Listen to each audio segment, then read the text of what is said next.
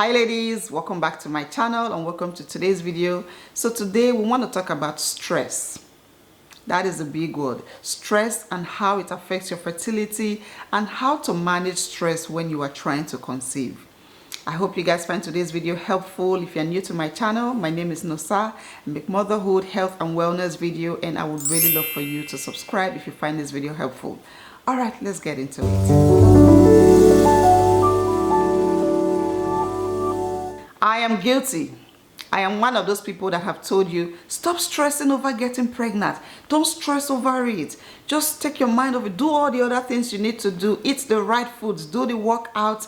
Take your supplement and don't stress over it. Don't think about it.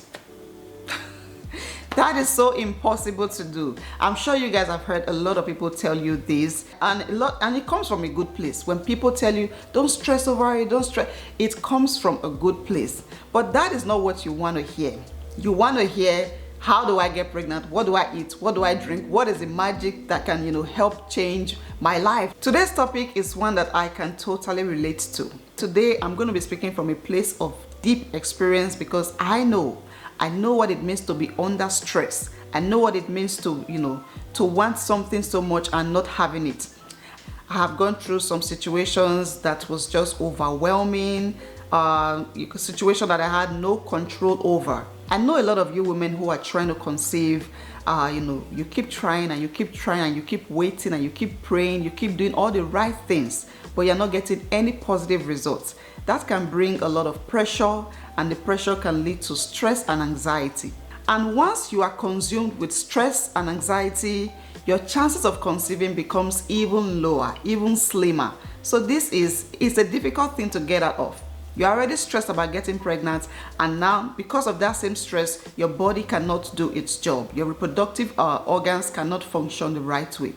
So before we go on to talk about how to manage stress when you're trying to conceive, let us talk about the impact of stress on your fertility, on your body. Cortisol. Cortisol is the name of the stress hormone that causes havoc in our fertility. So when you are feeling pressure and then you are under a lot of stress trying to conceive, what is happening in your body is that cortisol is high. Now, when cortisol is high, it disrupts the relationship between your brain and your ovaries.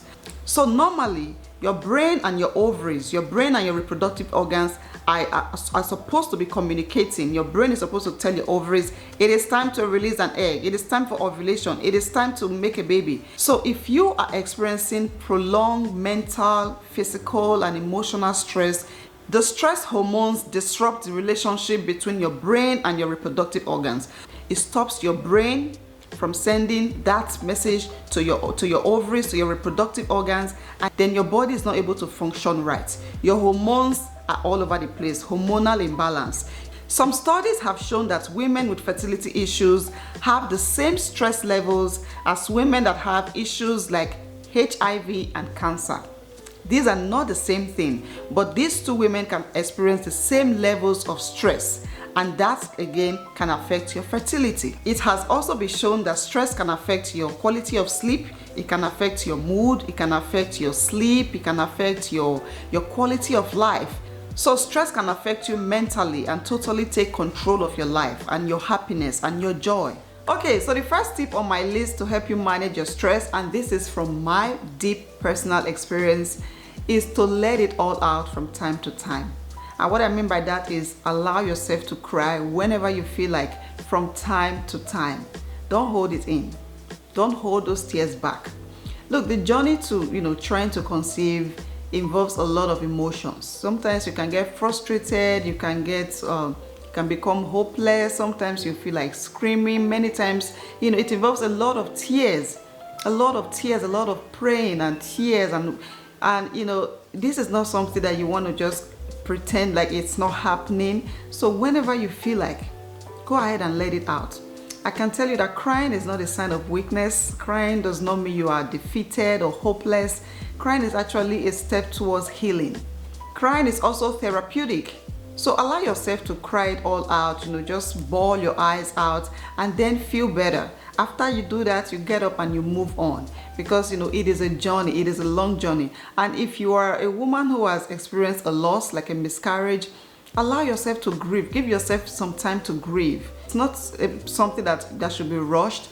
When you know that you feel you're in a better place both mentally and emotionally, and then get up and move on. Because you don't want to be stuck in the past. You don't want to keep thinking about what I could have done better. Maybe I should have done this better. Maybe I should have ate this food and not eat that food. Maybe I should have slept like this and not slept. If you keep going over and over about what you could have done better in the past, then you will remain stuck there. So grieve over it and then move on. So during this journey, during this long journey of waiting and trying and hoping, it is okay to cry from time to time when you feel like that. Don't suppress the feeling in. Don't suppress that sadness. Don't suppress that frustration. Just let it all out, and hopefully you feel better. And that is a good way. That is a really good way of relieving you of stress. Another thing you can do to manage your stress is to stay informed. You want to stay informed about what is going on with you, about your own fertility issues.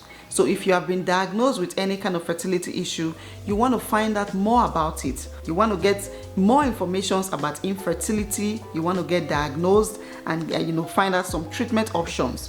What you are doing right now is the right thing. You are here right now, you are watching me on my channel. We talk about fertility issues, infertility. That is the right thing you want to do. You want to revisit your doctor if you have not been diagnosed. If you are self-diagnosing yourself, that is wrong. You want to get diagnosed and then find out some treatment options from your doctor. There's a Bible verse that says, "My people suffer from lack of knowledge. My people suffer from ignorance." Ignorance is a huge disease. But when you are knowledgeable about what is going on with you, about your health, your fertility, then it empowers you. You are able to take control of your situation. You're able to make the right decisions for yourself. If you know that eating too much sugar can affect your fertility, then you avoid sugar. If you know that sleeping late can affect your fertility, then you try to go to bed early. So these are the informations you want to get. You want to stay informed. You want to gather all the information that you can, and this will help you stay on top of the game. Accept support. You want to be open to accepting support. Now, I know that as a woman who is trying to conceive, you are the center of attention. Everybody is looking at you, people are talking like, wow, what's going on? Why is she not pregnant? What are they waiting for? And blah, blah, blah. And sometimes it is just difficult for you to relate with people. But the people within your cycle, like your family members, close friends, that know, people who you have told what you are going through, if they try to show love and support, then be accepting. And a good way to get support is to join support groups. Join support groups. This is one of the things that has helped me so much and still helping me till today as a mom. Join support groups. I talk about this all the time. I'm going to leave some of the links in my description box. You can check them out. You can join a support group to find other women who are going through similar issues like you. Women who are not shy to talk about their conditions and their treatment options and whatever they are trying, whatever has worked for them. Community brings support. When you join a group where there are other women like you, you feel like you belong. You gain a lot of knowledge. Community validates your feelings. Let me tell you, no other person, no other woman can understand what you are going through other than a woman who is also trying to conceive. A woman that has kids, a woman that just got married and just started having babies will never understand your struggle. So when you find yourself in this community, you feel strengthened because everybody is striving to get the same thing. Nobody is going to laugh at anybody for crying or for asking some questions because we are all trying to get some knowledge here. Joining a support group can also help to reduce your stress and anxiety and even depression if that's something you're experiencing right now. So if you have somebody to talk to, if you have online friends, online lady friends that you're able to share with and also hear their own story, that would definitely relieve you of the stress and pressure and anxiety. And of course, if you can afford it, you can talk to a therapist. You can talk to a professional therapist and just share what you are currently experiencing. Stress is not something that should be kept in. Stress is not something that should be, that you want to pretend like it's not there, because it can lead to some more severe mental conditions. So yeah, you want to let it all out, talk to people, be open to accepting help, join support groups, talk to close friends and relatives and share what you're currently going through. And yeah, this is another way to manage your stress. Another way to manage your stress is to embrace your hobbies and your social life. What do you like to do? Do you like to travel? This is actually the time for you to be traveling, because once this baby comes, you will not be able to travel again. Trying to conceive can bring a lot of depression and make you lose interest in the things that you love. So what you want to do, what you actually want to do, is to do the things you love to do. Don't focus on being depressed and losing interest in life. You want to focus on fun things. In my last video, I talked about scheduling fun activities. Plan to hang out with your friends, play games, hang out with your husband a lot, travel, like I said. Do the things that you love to do. What kind of hobbies do you like? Do you like to cook? Then try out some new recipes. You like to bake some new things. There were a lot of things I never knew how to bake, but I learned. I watched YouTube videos and I learned how to do these things, and it took my mind away from a lot of things. So embrace your social life, embrace your hobbies. If you have a job, then why not focus on being the best at your job, advancing your career? And this is a way to remove your mind from the things that stresses you and also to improve your mood. Eat some good food. You want to eat healthy, and this is not only just good for you, for your health, it can also help to increase your chances of conceiving. Eating healthy can help to minimize your stress levels. Yes, this is very scientific. And if you are not eating, maybe you are depressed or maybe you are fasting, this can bring a lot of stress on your body. So you want to eat healthy, you want to eat some fiber and whole grain, some protein, some good fats. You want to eat some fruit and vegetables, eat some chicken. There are a ton of food you can eat. I mean, we always talk about food on this channel, so by now you should already know the list of foods to eat. So don't starve yourself. Eat some good food, and that can also help to balance your hormones, to regulate your menstrual cycle. Avoid toxic relationships. Yes, that is another way to manage your stress. When is it happening? When is the baby coming? When are we getting pregnant? When are you having a baby boy? When are you having a baby girl? Sometimes some people just don't understand what you are going through. Some people don't understand that you are battling infertility, and they are looking at you, they are gossiping, they are talking, they are asking questions. You are already stressed out about your current situation. You don't need more stress. You don't need more people asking you some questions that you have no answer, a situation that you have no control over. You are the only person that currently knows what you are experiencing, and you don't need to give anybody an update about your life or fertility or timeline of when you're going to have kids. So if you have these people around you who are gossiping or talking or asking questions, then you want to avoid them. You want to cut down on your communications with them. Okay, another thing I want to add to that is avoid going to places that makes you feel sad during this period. You don't have to go to places that triggers your emotion, your negative emotions. So if going to a baby shower is going to make you feeling hopeless again, or sad, or depressed, or envious, or jealous, then don't go there. It is not a sin, it is not a crime if you don't go. You are safeguarding your mental health.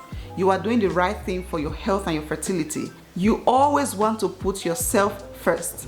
And whenever you feel it, whenever you feel like you are okay, you want to go hang out, with party and do whatever, then of course you can go back. But if you are feeling sad, you are feeling this pressure that when I go there, everybody's going to be looking at me, then you don't have to go there. And the last one on my list is to practice relaxation. You want to learn how to relax. Let me tell you, I'm sure you already think, oh, I know how to relax. I just sit down or lie down. Nope, it is more than that. There are some techniques to relaxing, to practicing relaxation. Some people do yoga. That is a technique that has worked for a lot of people, but I'm going to share with you guys what works for me. This is something I do every time to relax. I listen to music. I love music, classical music, worship music. It helps me to just stay calm and relax. And it's something I'm even teaching my kids. When they're jumping all over the place, I just put some music and they become calm. So you can listen to music, whatever kind of music you like. It's a way of taking your mind away from the stress, whatever is causing you to be stressed out, and just go into a different world. Another one is to read a book. I never had a habit of reading apart from when I was in college. I just read to pass my exam. But now, since I became a mom, I realized that reading helps me stay calm. So instead of just sitting down, scrolling through my phone or my computer, I can get a book and read, and that can help me stay calm. It calms my nerves, my nervous system, my mind, my whole body is just quiet when I sit down to read. So find yourself a book that you love, any kind of book. And if you guys want me to recommend some books, then let me know. I will recommend in the comment section. Another way to practice relaxation is to journal. This is probably one of my favorites. Just get yourself a book, get yourself a pen. It is the cheapest way to relax and just learn how to write. Write down anything, write down your thoughts, whatever you're thinking in your head, whether it's issues related to trying to conceive or something else. Just learn how to write it down. This was something I learned when I became a mom. I learned how to journal. My friends were not living close by. My friends were living far away. So it was me by myself with my little baby most of the time. So I learned how to just write. I wrote down my thoughts, my plans, whatever, everything that pops up in my head, I just write. So learn to journal, learn to write down even your struggles. Write it down. And then, in the future, you can always go back and look at it and you will see how far you have come. You see where you have come from and where you are currently at. So this should be a habit that you practice whether you're trying to conceive or not. Even after you become a mom, continue to journal. Another way to relax, and this is very cheap, is to be in nature. Connect with nature. You can go outside and take a walk.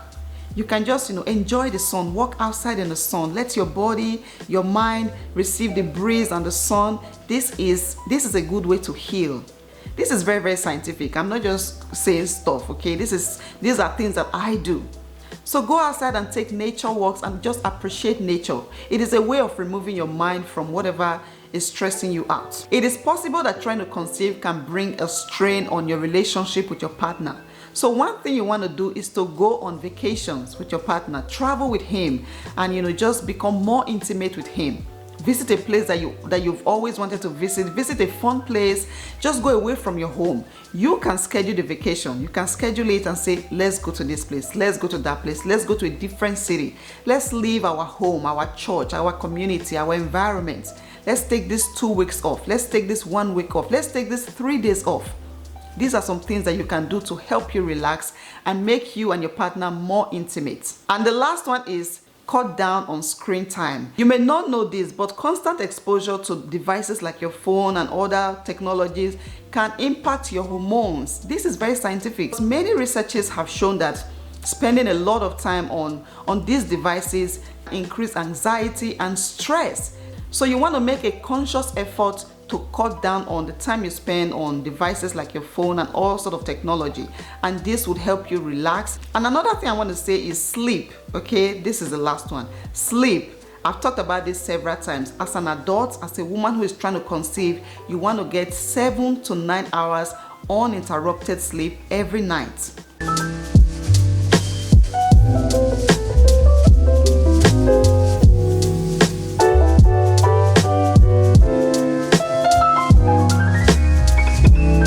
You're somebody that goes to bed with your phone, don't do that anymore. After watching this video, just stop doing that. That is so unhealthy.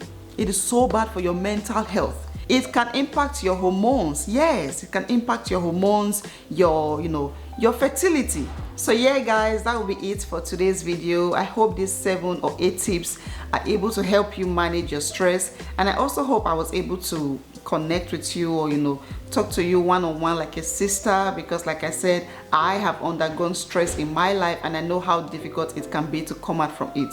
So I hope you guys find these tips helpful. I hope you practice them, and I wish you the best in your TTC journey.